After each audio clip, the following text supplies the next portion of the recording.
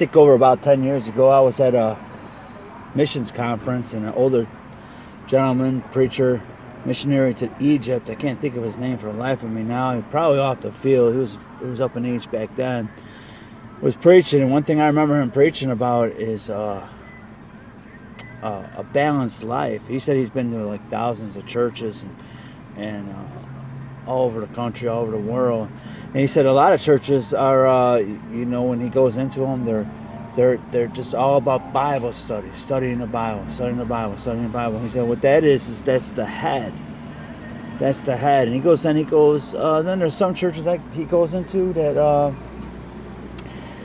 it's all about, running the bases and shouting and hollering and you guys know the kind of churches running to the altar and crying and bawling and running the bases and having a good old time and just shouting the glory. And he said that's the heart.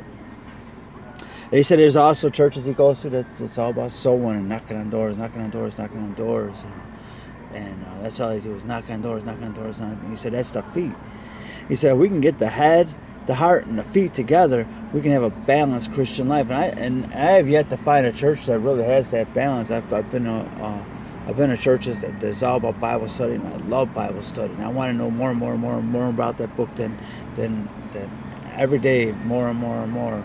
If that's not enough, I'm going to have to take that knowledge that I know and spread it out to somebody. Otherwise, I become like the Dead Sea. All the good stuff coming in and nothing coming out. I can shout and holler inside of a church, and I look for those camp. I love camp meetings, and it's been a while since I've been to one, and I love it. But you can't live off that. You'll burn out. And if you just do nothing but soul winning, knock on doors, and never try to study that Bible, you'll die and dry up too. Your flesh will give in.